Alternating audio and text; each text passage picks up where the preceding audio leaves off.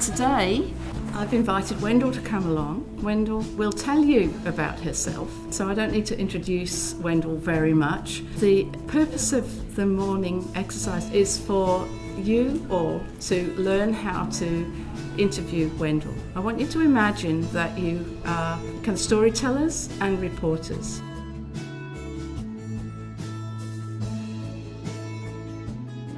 The idea of the exercise is for the class to get involved in interviewing Wendell in this particular case. And so rather than say, okay guys, just, can you ask us some questions, we built the scene in order to help them to ask the kind of questions that might support Wendell to tell her story in a deeper kind of way. And so to start off with, what I wanted to do was differentiate between closed questions and open questions. And so we start with that to really help the children to understand that if they're wanting to find out about a person and their life story and the things that they're interested in, they need to ask questions that invite the person to speak from their heart. Then we asked Wendell to tell her story, just to talk. I didn't give her very much of a brief. I just said, Wendell, just talk to the children about what you want to tell them. I grew up on Flinders Island with my family, and a lot of my family's from Flinders Island. We used to go mutton birding, and that's a seasonal thing where we go and catch mutton birds and we feed our people. Then each group has a chance to ask their questions. So we started with one group. They asked one question and then we listened to Wendell's response, and then the children themselves knew that it was their next group's turn, and so it went round seamlessly. We didn't need to really coach the kids at all. How did it feel when you went back to Flinders Island? When I took my children back that year, that was absolutely wonderful because I was able to show my children where I grew up. It's the first time that I've actually had my story told back to me, and I think it was absolutely wonderful, the children telling me my story back after me telling them just little bits and pieces. And then they stopped and interviewed me back with asking questions, and some of the questions were just unreal. There's stuff that I'd never thought about over the years that brought back good memories, and just fun growing up and the stories that come out. I didn't know a lot about what it was going to be.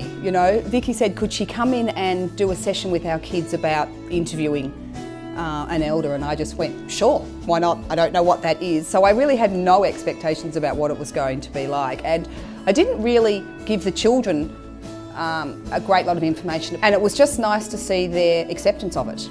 And they weren't wondering what else they normally do on a Tuesday morning. They sat down, there was someone different in front of the class, they accepted that, they were interested, and they just went with it and wanted to find out what was going on.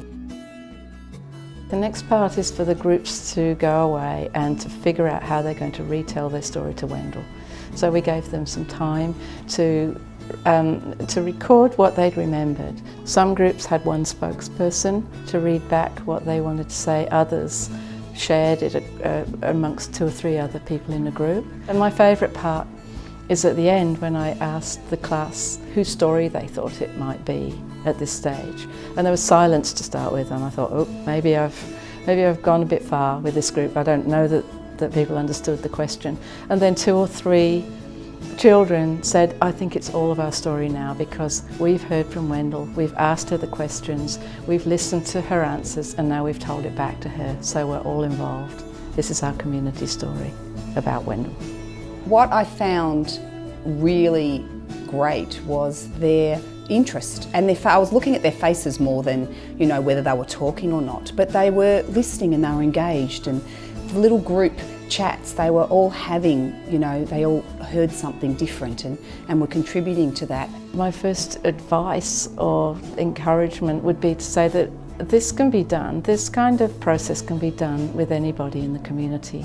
It's a particularly good exercise for us, we want to encourage schools to invite Aboriginal people to come and talk to their class. And this is a great way of supporting Aboriginal people to really tell the deeper layers of their story. I would encourage teachers to then think about how they can encourage the class to invite other people from their local community. And so this would be a starter for learning about how to build pictures of their own community.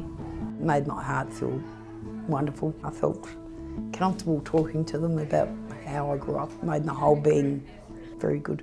Yeah, it was lovely.